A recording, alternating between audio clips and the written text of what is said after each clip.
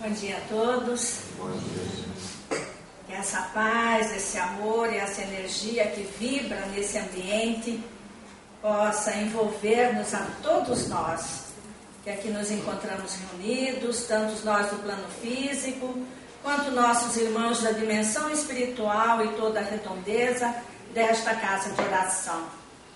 Quando nós falamos assim, planejamento e processamento reencarnatório, o que será que vem na nossa ideia, no nosso pensamento, quando nós vemos essa imagem refletida na tela? O que será que mobiliza em nosso sentimento? São questões que nós temos que realmente nos perguntar. Como é que nós vemos essa questão? Porque ela está extremamente relacionada à nossa presença no mundo corpóreo. Então nós não podemos deixar de continuamente, permanentemente rever esses fatos. E por isso nós trazemos nessa manhã de domingo para a nossa reflexão, e nesse momento, vamos dizer assim, tão decisivo, pelo qual atravessa o nosso planeta Terra, e que todos nós já somos alunos, que estamos repetindo de ano, e que já conhecemos essa história, já conhecemos esses dados, já sabemos a nossa posição nesse processo reencarnatório. Porque, como espiritistas que somos, certamente nós estudamos essas questões, que nos afetam no transcorrer da nossa própria existência.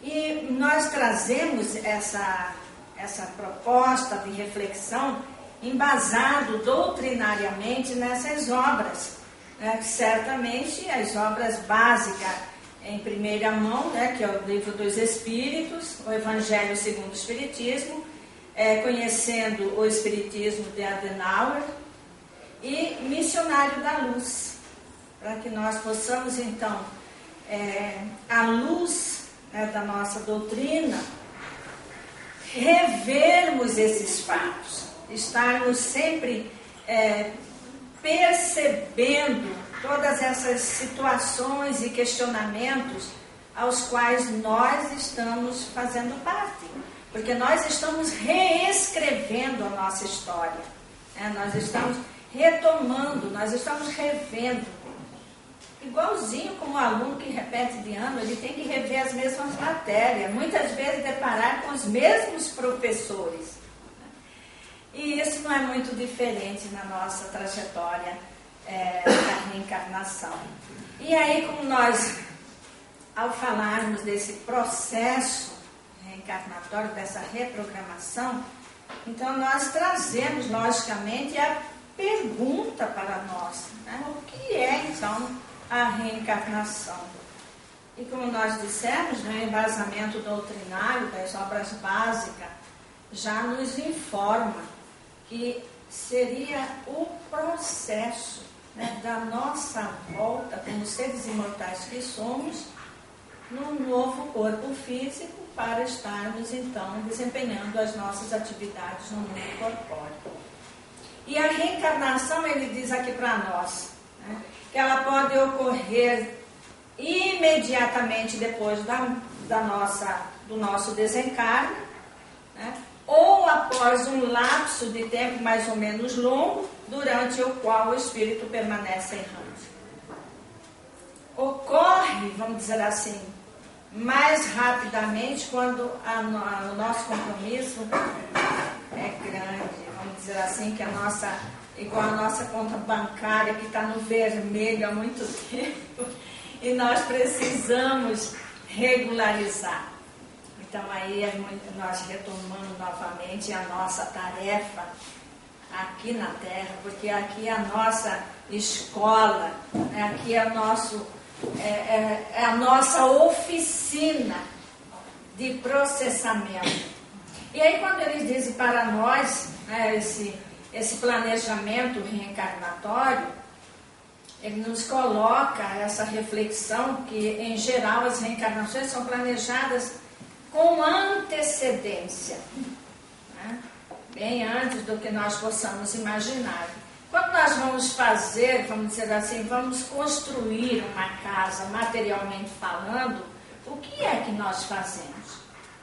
Nós mobilizamos uma série de pessoas para que possa colocar ali naquele projeto as nossas intenções. Não é assim que acontece? É ou não é? Os desencarnados já disseram rapidinho. Então, se nós fazemos isso no campo material para que nós possamos construir aquela expectativa que nós estamos projetando, e na hora que vai efetivamente ocorrer essa construção, e onde está mobilizada uma série de pessoas especializadas naquela tarefa, e muitas vezes, na hora da execução, ocorrem alterações, não ocorre? Sim. Imaginamos, então, com relação ao nosso planejamento reencarnatório, né? Então, ele diz assim para nós, que o tempo de preparo será proporcional às necessidades educativas do espírito. De quem é esse espírito? Somos todos nós.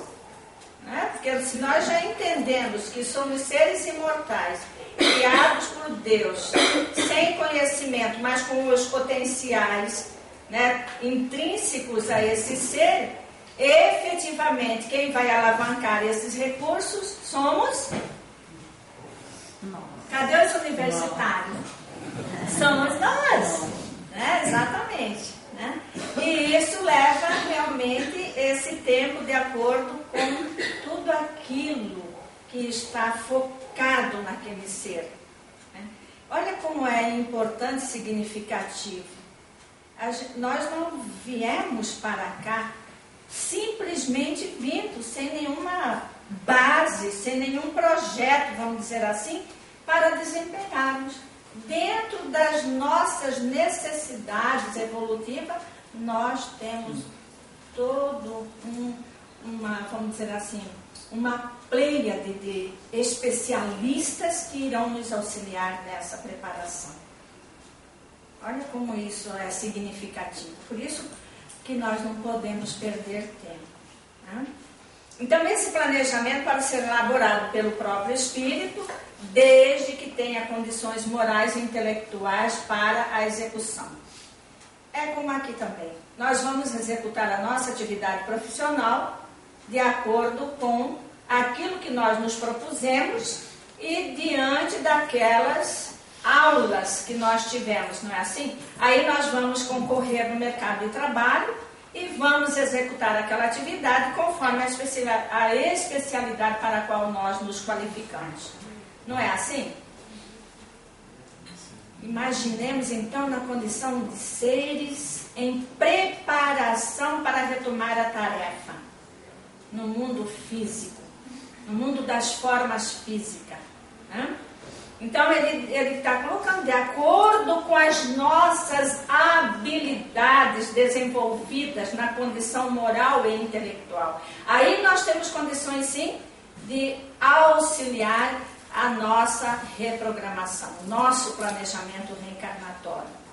Porque também nós podemos entender que se não tivermos essas condições, esses pré-requisitos, então esse amparo será delegado a espíritos mais esclarecidos.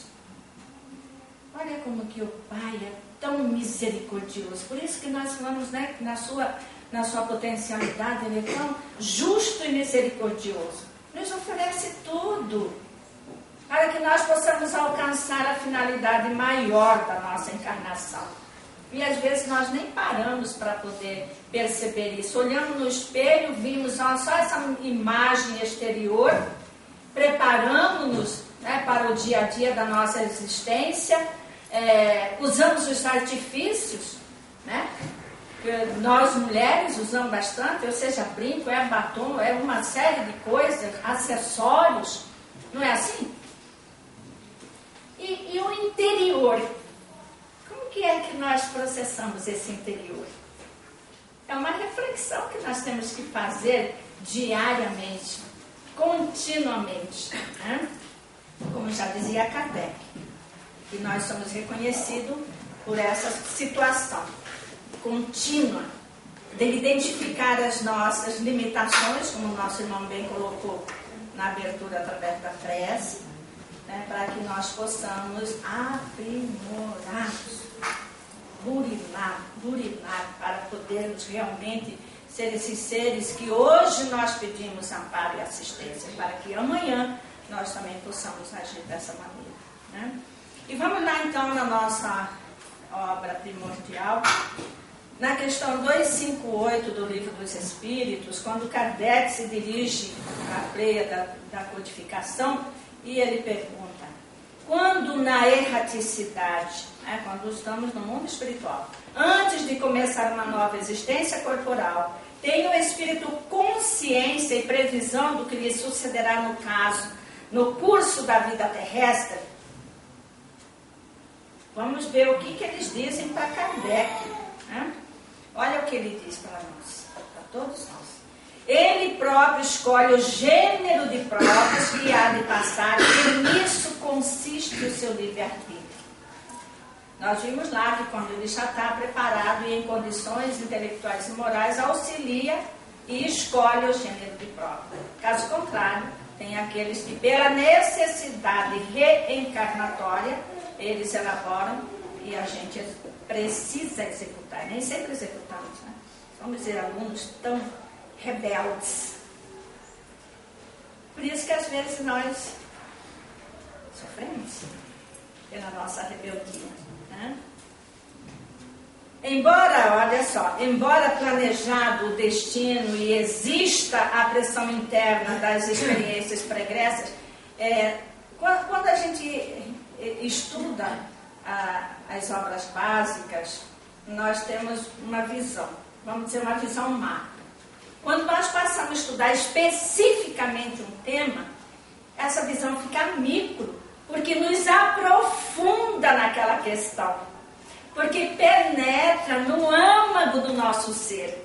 Então, quando eu estava revendo essa questão, e ele diz aqui para nós, né, que olha só como esses espíritos, né, vamos dizer assim, superiores, que auxiliou, que executaram, bem dizer, a codificação da doutrina espírita, porque Kardec foi, né, o que materializou para nós. Então, quando ele coloca essa questão para nós, mexe conosco. Porque ele está dizendo para nós aqui que existe essa pressão que está no nosso bojo espiritual em virtude das nossas encarnações pregressas. Então, nós sofremos essa pressão interna, porque nós não esquecemos totalmente. É como no computador que nós compactamos aquele arquivo excessivo, né? Mas ele está armazenado. Por isso que muitas vezes no desdobramento pelo sono físico, nós temos aqueles flashes, que é esse, vamos dizer assim, esse escapamento, né, do nosso ser espiritual, porque nessa condição nós estamos no mundo espiritual, como seres imortais que somos, porque nós vivemos essa dualidade simultaneamente, porque nós não desvinculamos, né, da nossa casa. Então, às vezes, e aí nós, quando despertamos, se lembrarmos, nós falamos assim: poxa, eu sonhei. A gente é a terminologia que nós temos na nossa linguagem, né, para a nossa interpretação. E aí nós falamos: puxa, sonhei com fatos que não tem nada a ver. Não tem nada a ver nesta encarnação, né? Porque se nós nos aprofundarmos realmente, tem alguma ligação com essa experiência pregressa. E o livre-arbítrio é soberano. Essa é outra questão que nós temos que ter muito claro na nossa mente, porque muitas vezes nós falamos assim: você me levou a cometer esse fato. Ele está dizendo aqui para nós, os espíritos da codificação, que o nosso livre-arbítrio é soberano. Então, a decisão final sempre é nossa, podendo alterar quaisquer daqueles fatores, inclusive esse nosso processo da reencarnatória. Porque ele não é estanque, porque nós somos seres que estamos atuando diante de uma trajetória. E as situações ocorrem para que nós, através desse nosso livre-arbítrio, façamos a escolha acertada ou aquela que nos conduzirá pelos atalhos da vida. Por isso que nós temos que estar muito atentos e vigilantes. Como já dizia Jesus, vigiai em primeiro lugar e orai, para que se fortaleça e suplante as próprias limitações. Porque nós estamos aqui para alcançar a nossa evolução espiritual. E aí Adenauer diz para nós, nessa obra que nós já denominamos, o espírito poderá escolher o tipo de provas que atravessará. E essas escolhas se dão ao nível de probabilidades, podendo haver alterações. Então, é como nós falamos, o projeto, vamos dizer assim, que nós estamos projetando aquela casa do nosso sonho. E nós fazemos tudo aquilo que nós idealizamos. Mas na hora que vai executar efetivamente falando, ocorrem as alterações. Igualzinho como nós estamos vendo aqui. Porque nós não somos estanques, nós não somos robotizados, nós somos seres individualizados, com a capacidade de reconstruir. Porque na verdade nós estamos reconstruindo, porque todos nós sabemos que não estamos aqui a primeira vez. Então aqui nós vimos que existem as probabilidades reencarnatórias no processo da elaboração do nosso projeto de vida numa nova etapa na face da Terra, para que nós possamos caminhar para Deus e auxiliar a obra da criação divina. Será que a gente já parou um minuto para pensar? Quando pela manhã nós entramos no nosso banheiro, olhamos, a primeira imagem que a gente vê é a nossa, essa física, dessa roupagem que nós utilizamos. Como nós vimos aqui, olha, essa imagem aqui, ela é humorista. Ele está ali vendo qual a roupa que ele vai usar nessa imagem. Né? Ali tem, vamos dizer assim. Então, é figurativo, é simbólico. Mas vamos dizer, nós estamos no nosso banheiro, nós vamos fazer o primeiro ato da nossa higiene, que é escovar os dentes, não é assim? E nós nos deparamos com aquela imagem refletida no espelho. Não fazemos isso diariamente? O primeiro ato nosso ao levantar, não é esse? E nós vemos aquela imagem refletida. Aquela imagem que nós estamos vendo ali é um reflexo do nosso ser. Porque o nosso corpo, ele é plasmado de acordo com aquilo que nós estabelecemos para a nossa evolução espiritual, de acordo com a necessidade que nós temos de atuar no mundo corpóreo. Aí nós vemos aqui, vamos lá de novo consultar o nosso livro de cabeceira, que todos nós temos que realmente, literalmente falando, ter esse livro naquela nossa mesinha que fica ao lado da nossa cama, que se chama O Livro dos Espíritos, a primeira obra da nossa codificação, e onde nos oferece todo o ingrediente do bolo da nossa vida.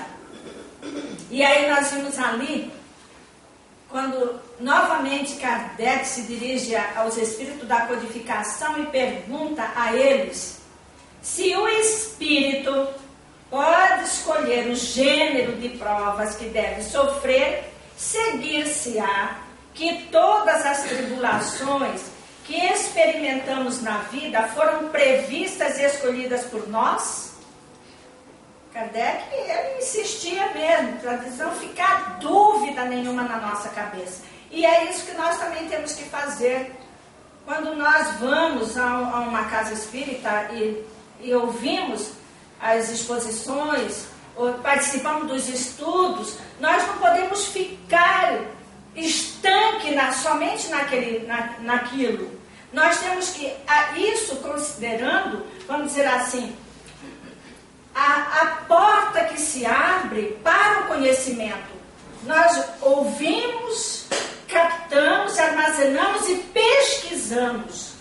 Aí é que, na verdade, nós vamos despertar a nossa consciência para a verdadeira realidade da nossa existência na face da Terra. Porque senão nós vamos ficar só naquele feijão com arroz todos os dias.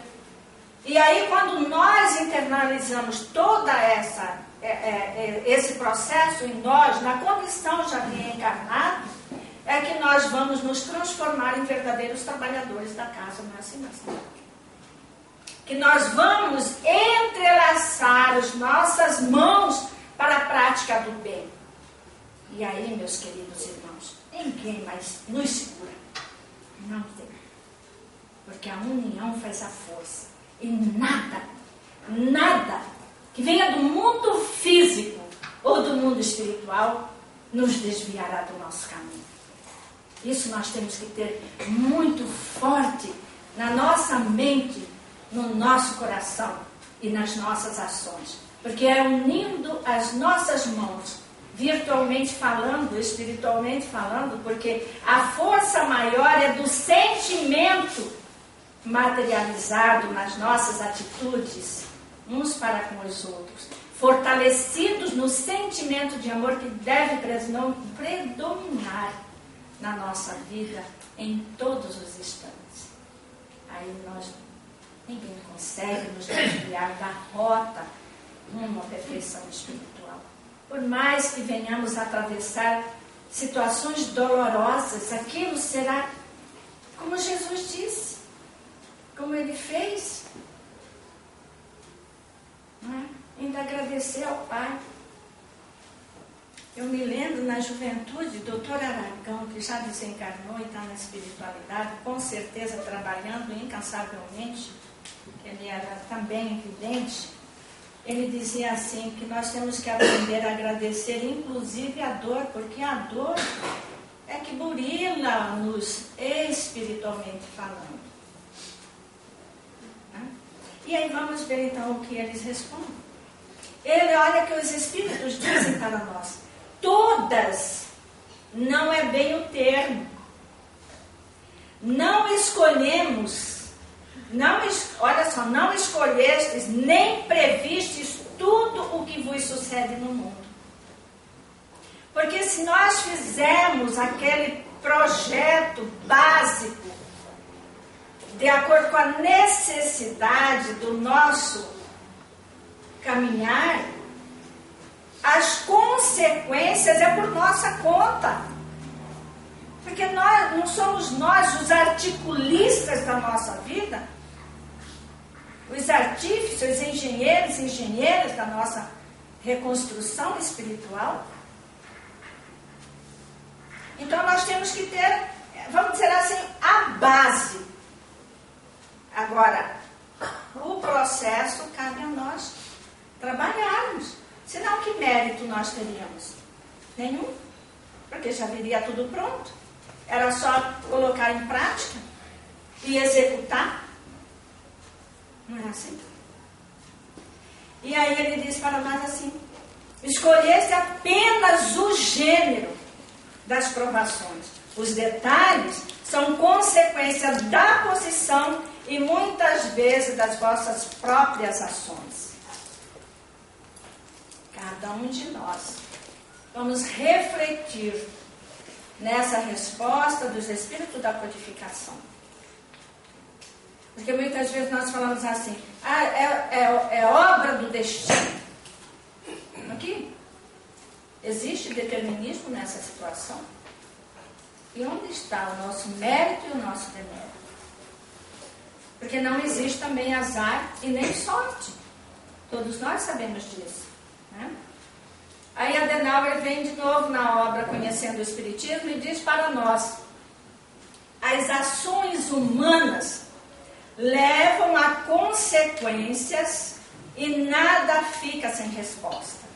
Então as nossas atitudes diante da própria vida é que nos concederá as consequências daquela nossa atitude. Então, quem é que está executando aquela situação? Somos nós. Quem é que está fazendo a escolha? Somos nós. A situação se apresenta de acordo com o gênero de prova que nós precisamos superar, porque ninguém vem para falhar. Porque aí Deus não seria justo nem misericordioso. Ele nos dotou de todas as potencialidades. Agora o nosso livre-arbítrio que fala bastante alto. Porque assim tem que ser realmente, né? Então toda ação corresponde a uma reação. Porém, acreditar que tal reação obedeça de forma linear à ação precedente é admitir o determinismo. E o determinismo, como ele coloca, única que existe para o espírito é a evolução. Essa é a determinação do Pai. Né? Então, e aqui nós vemos que a lei divina é progredir sempre. Por isso nós não voltamos ao passado. Igual um aluno repetiu de anos, ele vai voltar lá para o inicial, de novo, quando ele era criancinha, que pegou as primeiras lições de alfabetização. Não teria lógica, não é? Se ele já caminhou, já desenvolveu a sua potencialidade, já alcançou um estágio, ele vai retomar no ano seguinte, a partir do ano que ele foi reprovado. Não acontece assim? Sim ou não? Sim. Se acontece assim no desenvolvimento da nossa intelectualidade, imagina na nossa potencialidade maior como seres imortais que somos. Com a destinação de nos transformarmos em seres puros. Alguém tem dúvida? Tem dúvida ou não tem dúvida? Ah, sim. Porque os desencarnados gritaram assim, não. E nós também não temos dúvida disso. Essa é a nossa destinação. A maior de todas. Aí nós vemos aqui. Olha só, nós vamos fazer um comparativo, né, da ação e reação à luz da ciência trazida por Newton. Isaac Newton. Aí ele diz assim, toda ação corresponde a uma reação de igual intensidade e sentido contrário.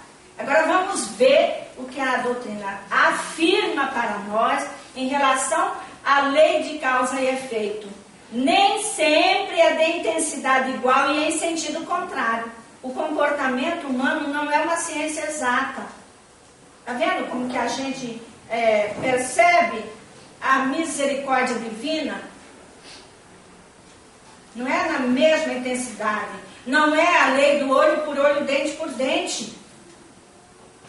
Da época de Moisés. Porque nós já avançamos no processo da nossa evolução espiritual. Nós não estamos estacionados. Nós não estamos parados no tempo. Já avançamos imensamente. São mais de 2000 anos. Né, que nós estamos aqui estudando as mesmas lições, para que possamos fixá-la e finalmente colocar a mão na charrua sem mais olhar para trás e só seguir adiante.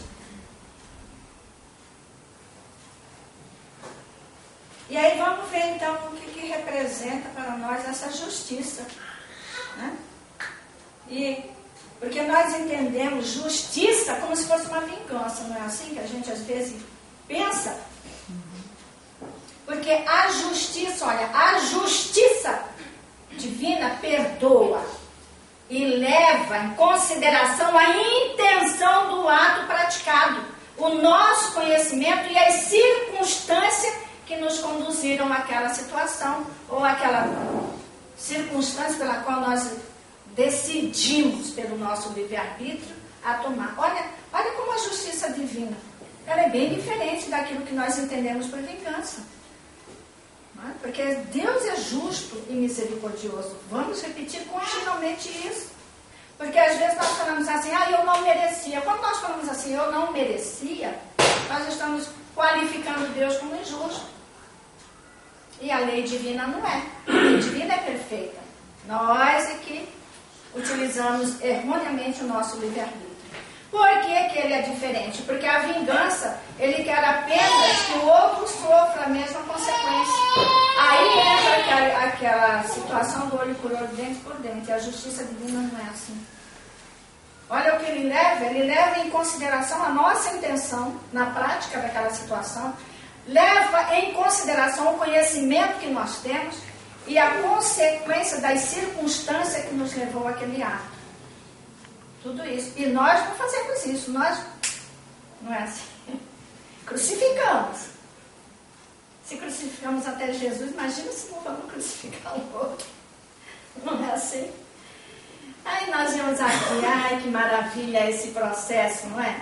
Graças a isso nós estamos aqui inúmeras vezes. E estaremos muito mais ainda. Às vezes nós perguntamos assim, quem aqui na plateia quer retornar ao mundo? A maioria diz assim, eu não. Mas nós temos que querer, meus queridos irmãos. Porque aqui é a nossa escola, aqui que nós vamos colocar em prática o aprendizado, nós precisamos um do outro. Porque nós não somos vaquinha de presépio, não é? Que todo mundo fala e os demais balançam a cabecinha. Nós somos seres individualizados, com a nossa bagagem, cada um de nós trazendo a nossa própria história no processo da nossa caminhada evolutiva. E é isso que engrandece-nos uns aos outros, que é aquilo que nos falta, o outro complementa. E assim todos juntos vamos caminhando rumo à nossa destinação maior. Né? Então as escolhas feitas não podem esquecer os compromissos de encarnações anteriores. Por isso que nós fazemos essa reavaliação. Né? Há encarnações compulsórias. Ele coloca aqueles que voltam, né, e nem sabem, vamos dizer assim, né, entre aspas. Para espíritos que acumulam compromisso, principalmente quando envolve terceiro. Ah, meus queridos, aqui a coisa pega. Porque quando nós falamos terceiro, quem é a primeira pessoa que nós pensamos agora, nesse momento? Eu vou dizer depois para vocês. E vocês, qual é as pessoas com esse terceiro que vocês pensaram? Quem é? Quem arrisca em dizer? Aqui nós estamos em família. Nós podemos conversar sem temor. Quem que pode dizer? Que pensou em quem aqui nesse momento? Eu também. Porque eles não são a nossa primeira sociedade que nos recebe. Olha que maravilha. Que recebe em seus braços para acolher-nos sem saber quem somos primeiramente nesse momento em que nós estamos sendo recebidos, não é assim? Claro que sabemos que existe toda aquela preparação e já escolhemos os nossos pais com antecipação e eles se comprometeram em nos auxiliar. Nós sabemos disso. Mas nós estamos falando nesse momento. Né? E que nos recebe. Então, principalmente quando envolve o terceiro. Por quê? Porque é ali que nós temos que ajustar as nossas diferenças. É ali que nós vamos desenvolver as nossas potencialidades, vamos domar as nossas limitações, as nossas, né, situações adversas. Primeiro nessa sociedade, para depois eu sair lá fora do nosso quintal, não é assim? Mas quando ferimos a sensibilidade de um desses nossos irmãos, é que ele está dizendo aqui para nós, que compulsoriamente, quando esses espíritos ferem essa sensibilidade, assumiu um compromisso grave perante a sua contabilidade divina, e nós sabemos que nós precisamos nos ajustar uns com os outros, não é assim? Então nós temos essas oportunidades reencarnatórias para diluir esses endividamentos. E aí o passado espiritual, que são as sementes de destino, entre aspas, né, tem influência decisiva no processo da nossa escolha do gênero de prova que nós fazemos. Né? Então veja como que tudo é perfeito na lei. Tudo é perfeito. nós não temos por onde correr. Ou a gente se ajusta, né? Nós vimos ali que aquele é levado em consideração o conhecimento, as circunstâncias, a intenção pelo qual nós estamos cometendo aquela situação. Então, tudo isso é levado em conta. Mas, às vezes, nós realmente fazemos para essas limitações serem mais fortes.